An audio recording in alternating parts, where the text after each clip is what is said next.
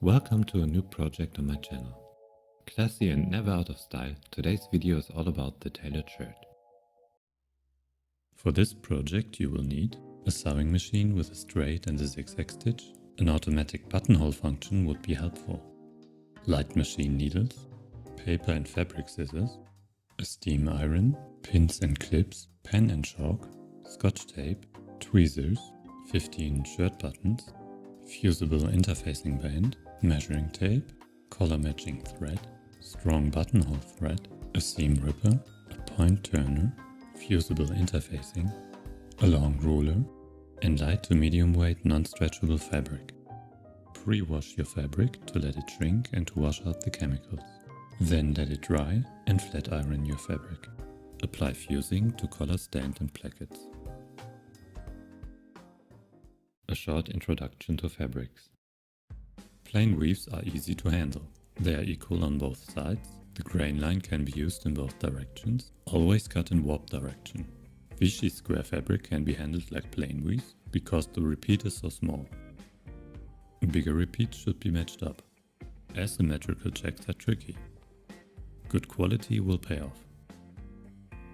The right side is different from the wrong side and also from the upside down. To handle this fabric we need to define a rule.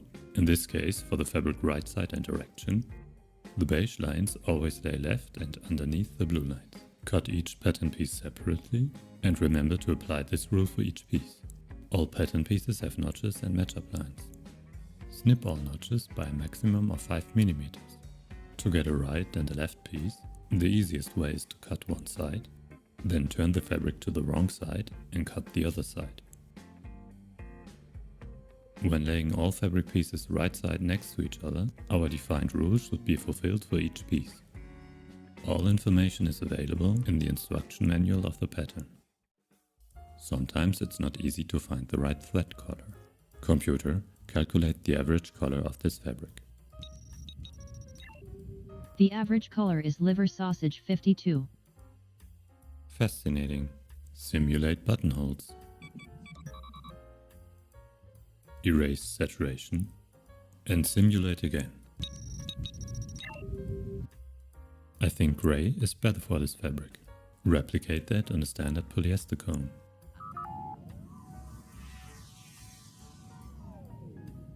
I can also replicate the whole shirt if you like. Computer off. Now we can start sewing. Front part. We start on the front piece wrong side to apply fusing for the button placket. The glue is on the rough side and will be pressed onto the fabric without steam.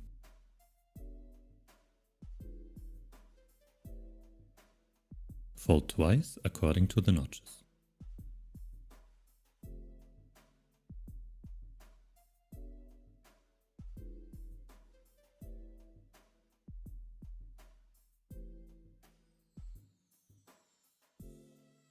Then double fold, press and pin to keep the placket in place. If you like, you can top stitch the placket, but it's not necessary. We need to prevent the slanted front shoulder seam from stretching out. For a reason that will be explained later, fusing band will be applied onto the right side of the front piece. Press the rough side onto the fabric right side. Be sure the band is not wider than 3/8 of an inch. Do the same for the other side. Back part. To secure the neckline from stretching out, apply a thin stripe of fusing band onto the wrong side of the back piece.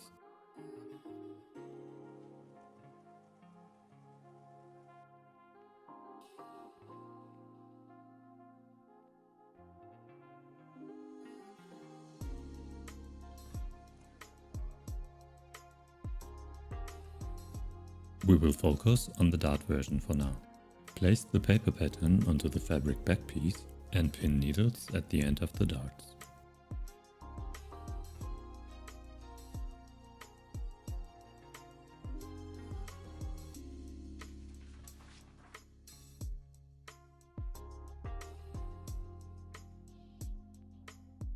Place notch on notch and press the fold line on both sides.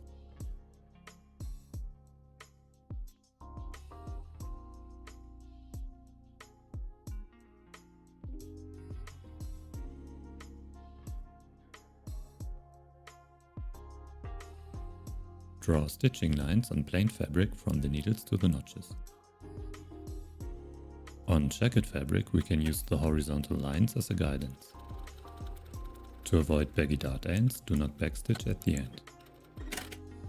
Start sewing the other dart before hitting the fabric.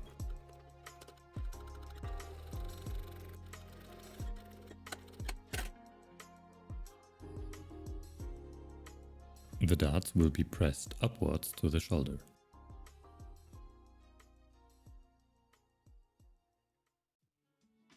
French seams provide a nice and clean finish on the inside without using a serger. Pin the side part wrong side on wrong side onto the back piece.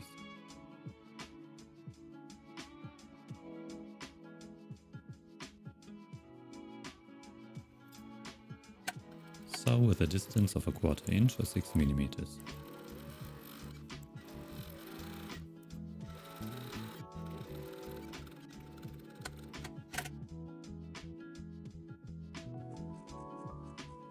Trim the seam allowances a little bit and turn the garment onto the right side.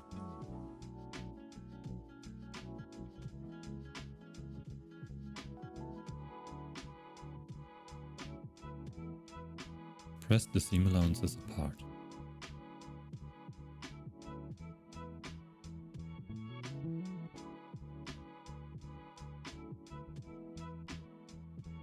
Then fold over to the wrong side and press again. The seam allowance is now on the inside.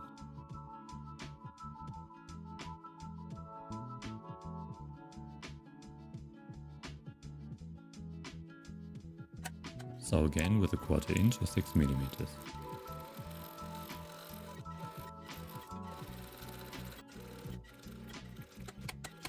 Turn the shirt on the fabric right side and press the allowance to the back piece.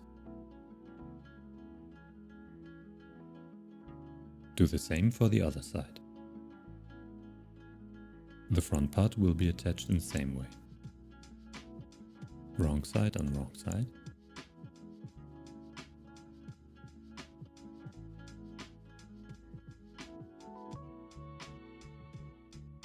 Pinning. Sewing. Trimming the seam allowances. Parting the seam allowances, folding over, pressing, and sewing again.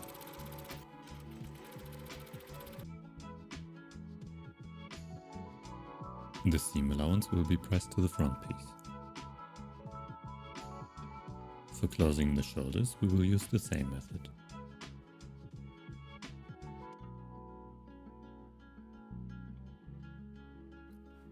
Keep a distance of 1/4 inch or 6 mm.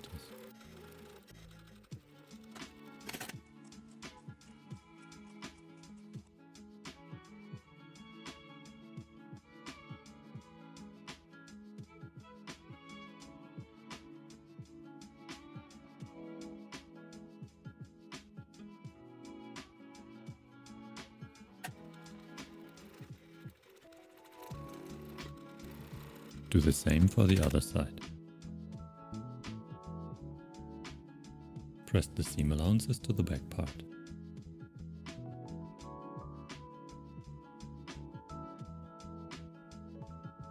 The fusing tape is not visible on the inside. This is why we applied it onto the front right side earlier.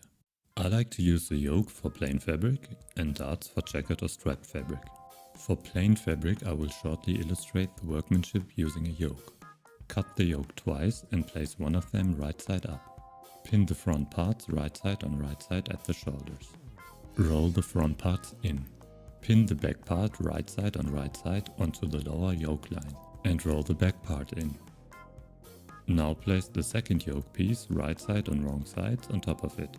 Pin everything and close both shoulder seams and the lower yoke seam with a distance of 1/2 inch or 13 mm. Trim the seam allowances to 1/4 inch or 6 mm and turn everything inside out. You will get this as a result. The seam allowances are invisible on the inside between the two yoke layers. Now attach the side panels to the back part using the French seam workmanship. Collar and stand. The inner stand will be attached to the outer collar, and the under collar will be attached to the outer stand. This is indicated by notches. Pierce the seam corners of the paper pattern outer collar and place it onto the fabric piece to mark these points.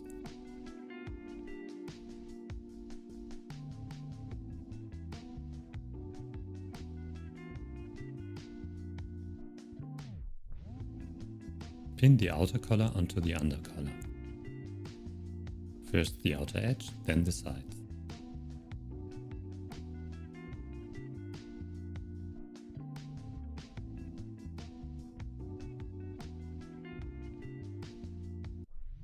There's a little ease on the outer collar, providing a nice fit later. Prepare 2 pieces of strong thread, measuring 10 inches each. Start sewing on the outer collar until you reach the marked dot. Lift the presser foot, turn the collar, and insert the thread between the layers. Press the thread close to the needle and make 1 stitch. Now place the thread into the collar and make sure it is caught by the needle. Sew the top edge with a regular distance and stop 1 stitch before you reach the marked position. Place the thread between the layers and make 1 stitch again. Pull to make sure the thread is caught by the needle and place it into the collar right at the top edge. Close the side and secure with a back stitch. Trim the corner seam allowances and turn the collar inside out. Thanks to the threads, we can pull the edges and get a well-shaped corner.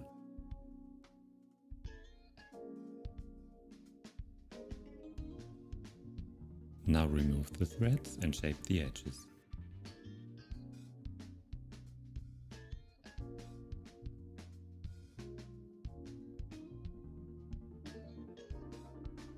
Pin the collar attachment seam and use a point turner to shape the top edge.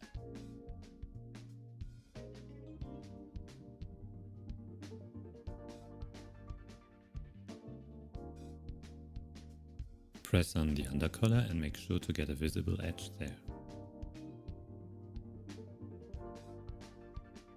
We will secure the collar attachment seam very close to the edge.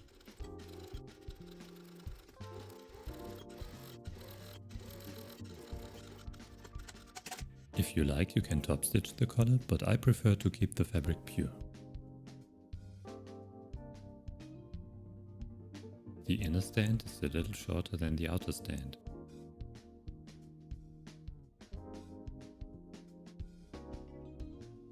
Fold the lower seam allowance of the inner stand by 5 mm, but only at the beginning and the end. Place the outer collar right side on right side onto the inner stand and pin according to the notches.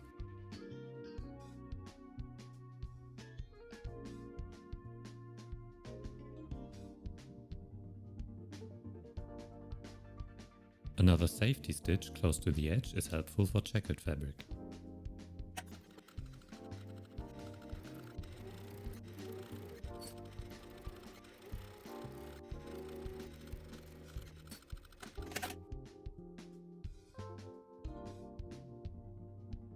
Fold the lower seam allowance of the outer stand by 1/4 inch or 6 mm.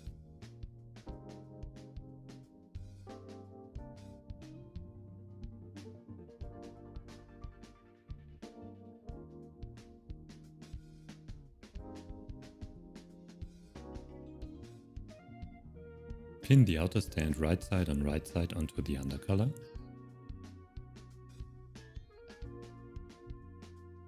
Pin the collar edge away and fold the inner stand seam allowance around the edge of the outer corner. This way the allowances will be on the inside. Do the same for the other side. Start with a small stitch length for the corner and go on with a normal stitch.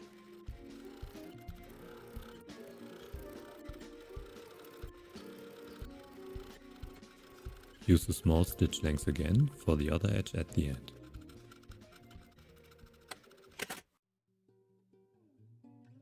Trim the seam allowances as shown.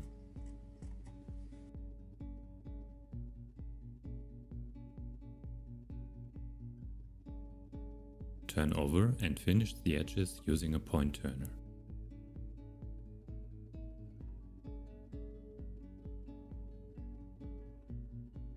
Create a visible edge at the inner stand. To keep the roll allowance of the collar, only press the stand.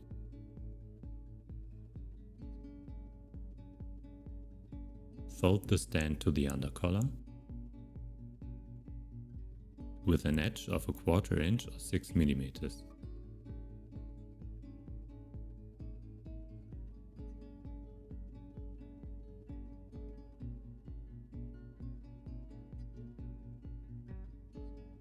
Soften the edge to get a nice collar shape.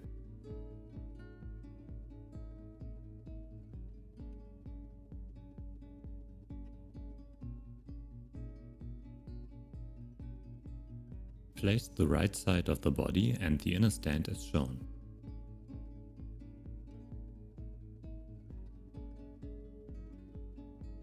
This is how we will be attaching the collar to the body, with the help of our notches.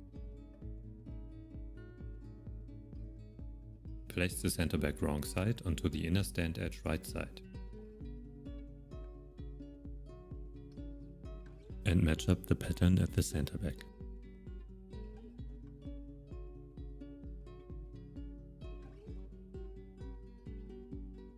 I advise to pin the stand with needles instead. Pin the outer stand below to the collar to avoid it from being accidentally stitched.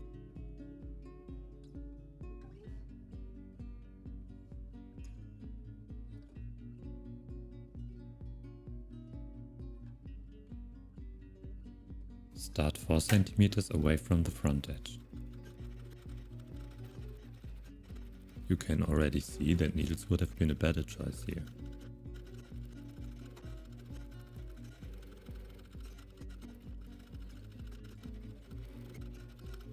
Stop 4 cm before you reach the edge. As a result of my lazy placed clips, the center back wasn't matching, so I had to do it all over with pins again.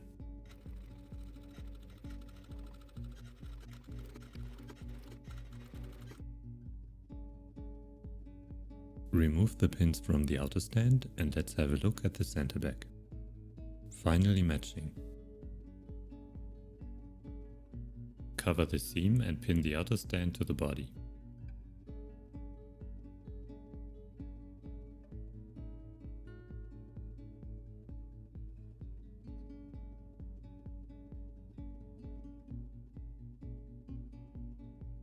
Before top stitching the collar, we want to make sure the front edges match on the same level.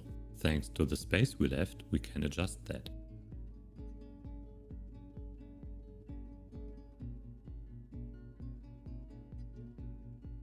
Now top stitch the outer stand to the neckline and make sure to hit the inner stand underneath at the beginning and the end.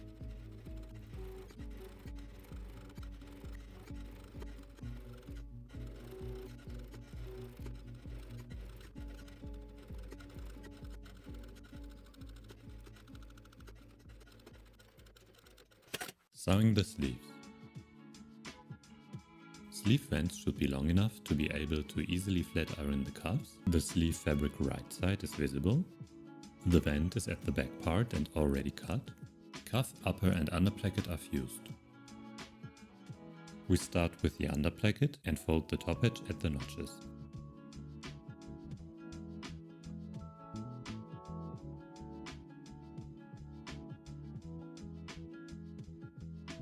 Fold half and half again.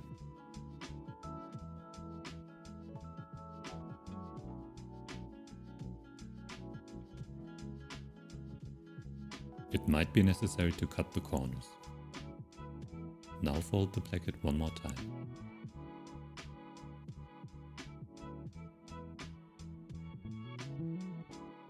Did we cut the pleat notches? Yes. Open the vent and insert the underplacket. In case the pattern doesn't match, cut the vent a little higher. Fold over, pin and start sewing. Be sure to also hit the underside of the placket.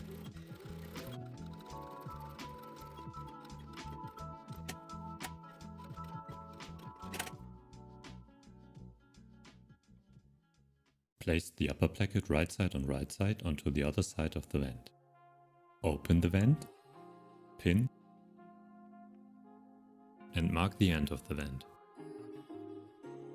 Attach the upper placket with a smaller distance of 5 mm.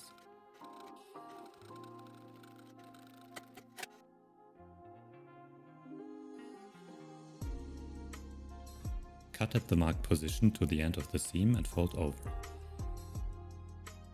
Right, left and top edges will be folded and pressed with a 1/4 inch or 6 mm.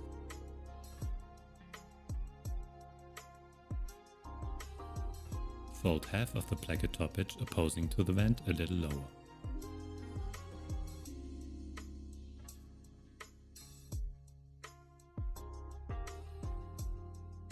When folding the placket over, there's an edge visible now.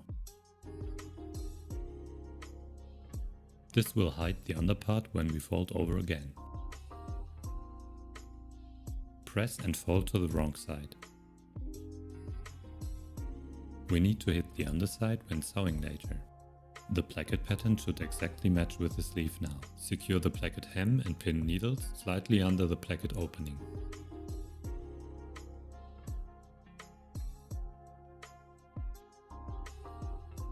This is how we will top stitch the upper placket.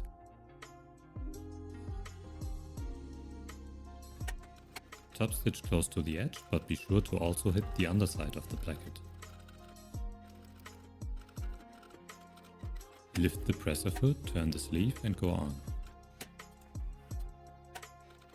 Stop at the needle position and turn the sleeve. We need to catch the underplacket underneath. Turning the sleeve here is easier than reverse stitching. Unpin the hem and check if you sealed the underside.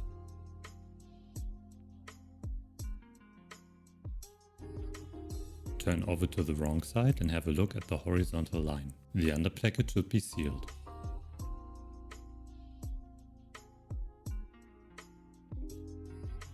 Now close the pleat.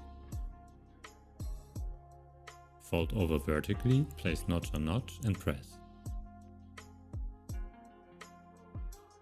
To avoid bagginess above the cuff, I like to close 3 inches. Pin a needle and start sewing.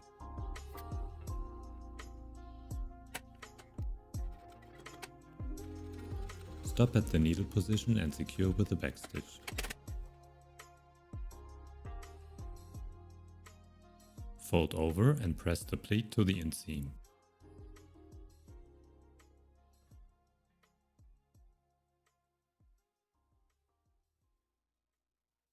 The French seam workmanship will be applied to the sleeve inseam as well. Place wrong side on wrong side and match up the notches. Ideally, this will also match with the checks. Pin the inseam and sew with a distance of a 1/4 inch or 6 mm.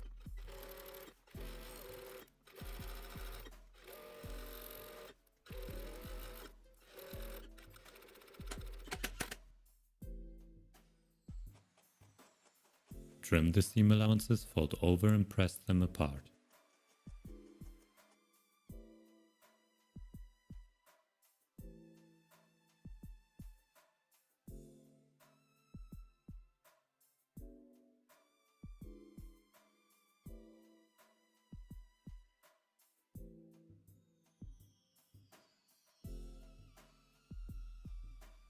Turn the sleeve inside out, press the inseam and sew with the usual distance.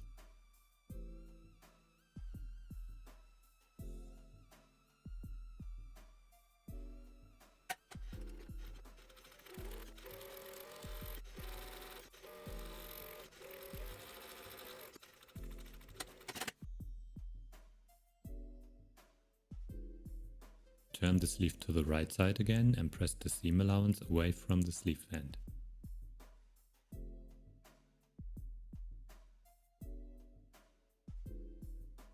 Trim the plackets to hem level and repeat all steps for the other sleeve.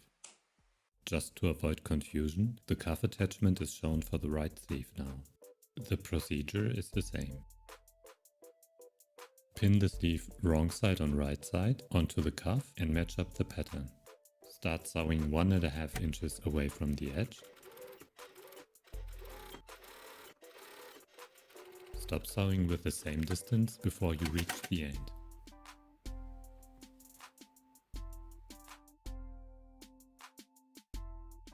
Fold over and press the seam allowance to the cuff. Now turn the cuff and press 5 mm off the under edge.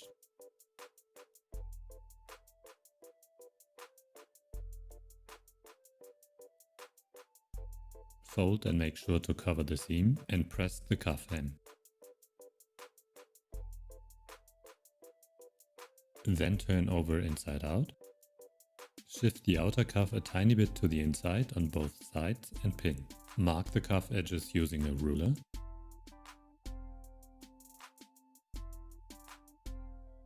And fold the inner cuff allowance over the outer cuff allowance. Due to the shifting, we will get a little ease for the outer cuff. Close the edges at the marked lines.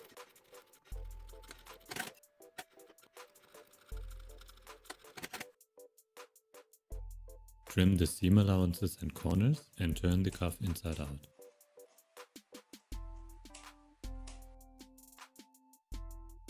Use a point turner to shape the edges.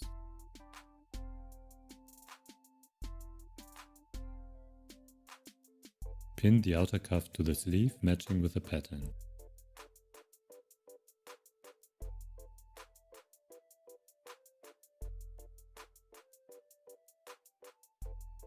Thanks to the space we left, we can adjust the upper and lower cuff edges to the same level. Top stitch the cuff and be sure to hit the under cuff at the beginning and the end.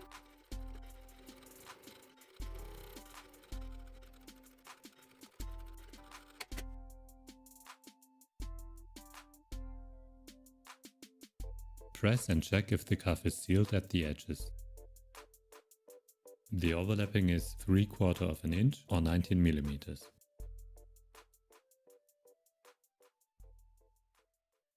Attaching the sleeves to the body. The pattern includes 2 sleeves, a symmetrical sleeve for circular inset and an asymmetrical sleeve for flat inset. As we already closed the armhole, we will focus on the circular inset now. To remove the gap at the back panel seam, cut the seam allowance and press it.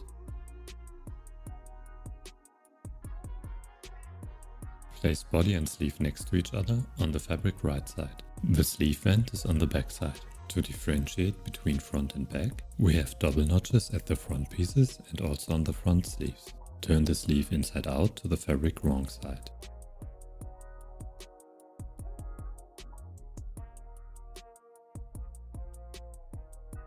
Place it wrong side on wrong side into the body and pin at the double notch.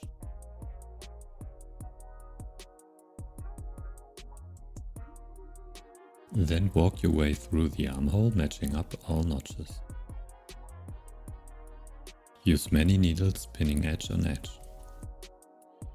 Pin the shoulder seam to the back, the shoulder dart upwards to the shoulder, the back panel seam to the back, the sleeve inseam to the front, and the front panel seam to the front. Due to the seam allowances, we have a little ease at the sleeve cap that will disappear later.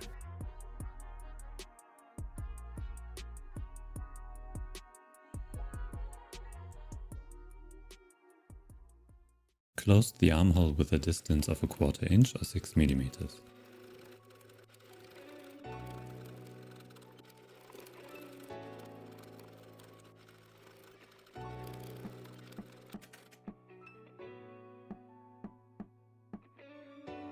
Remove the pins and pin the sleeve tight to the body without pleats or layering underneath. This will prevent us from accidentally cutting a hole into the shirt later.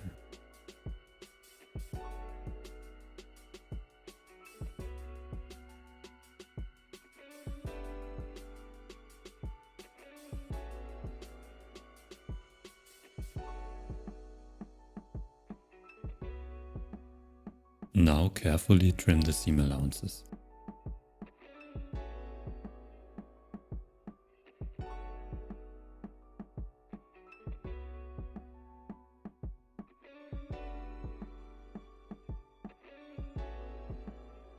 Remove the pins again. Turn the sleeve to the outside and pull the armhole seam.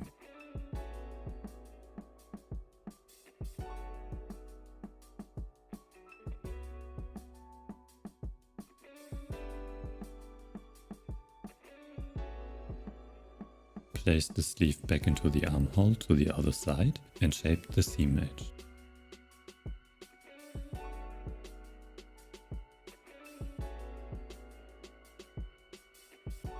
Pin a few clips.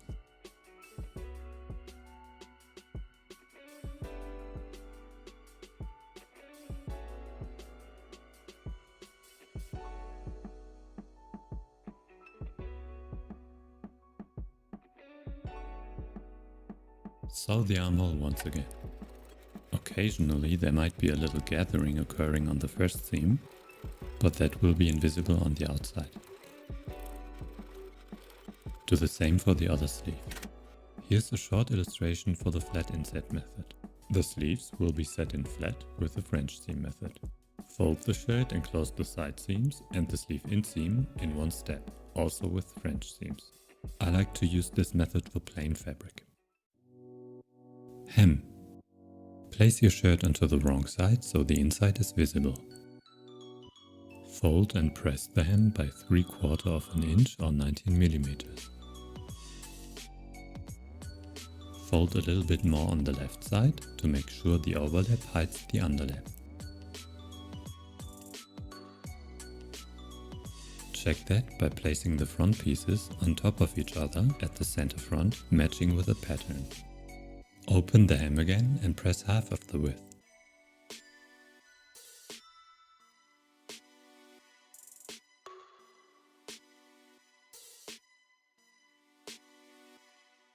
Fold a corner at the bottom and double fold the hem to its final shape.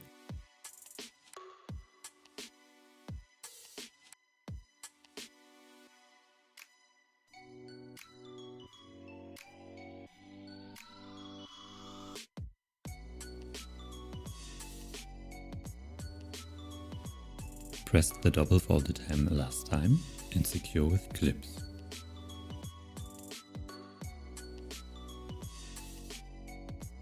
I like to sew on the inside to be able to see the edge. Make sure your thread tension is adjusted correctly to get a nice look from both sides. Sewing the buttonholes. The buttonhole opening length is the button diameter plus the button height. Place the left front piece onto the paper pattern. The positions are suggestions. Transfer these positions onto the center front. Use an erasable pen or chalk for plain fabric. Some checkered fabrics already indicate favorable positions. In this case, ignore the paper pattern positions. Distances from 2 3/4 to 3.5 inches or 7 to 9 centimeters are fine. Do a test run on fused and folded fabric. If you have an automatic buttonhole function, just drop the button in its position. Use a small and narrow zigzag stitch to get neat buttonholes.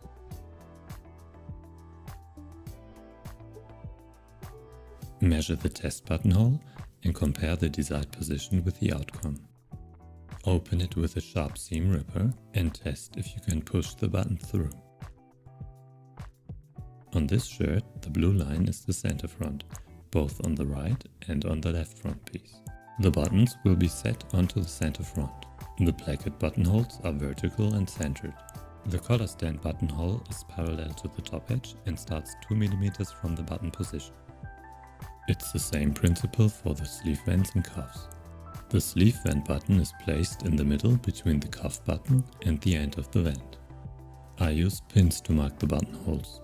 Align the placket parallel to the presser foot and lower the needle to check if it hits the fabric at the desired position. Start with the lowest buttonhole on the center front and repeat this for all markings. The collar stand buttonhole can be difficult for the automatic function. In that case, do it manually. Place the front edges next to each other and match the pattern horizontally. Mark all button positions on the center front, sleeve vents and cuffs. I like to use a stronger thread to apply the buttons, so I have to do less stitches. Thread a thin needle and plan enough length. Roll the thread as shown and pull to get a big knot at the end.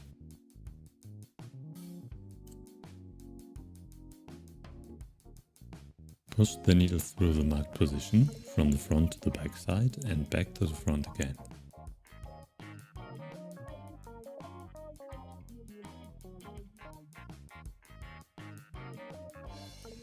Loop the knot and cut the excess thread. Now we have a little base for the shank.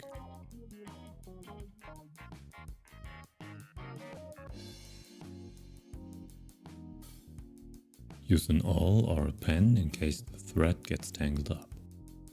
Hold your button and insert the needle to the front and back through the other hole.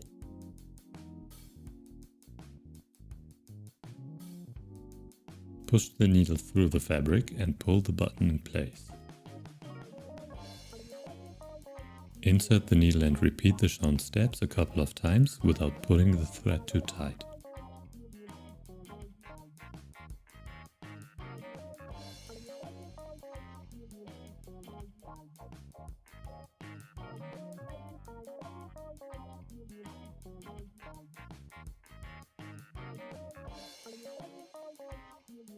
Now push the needle from the back to the front between button and fabric. Wrap the thread around the shank a couple of times and push the needle to the back side again.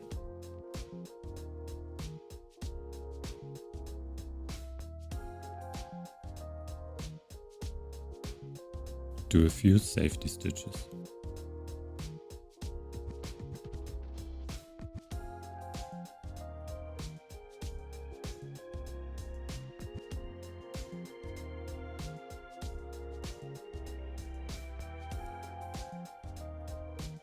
The button is now secured. Place them at all positions. Well, and that's it. Mission accomplished. I hope you enjoyed my tutorial. Let me know what you think. Have fun sewing and see you next time.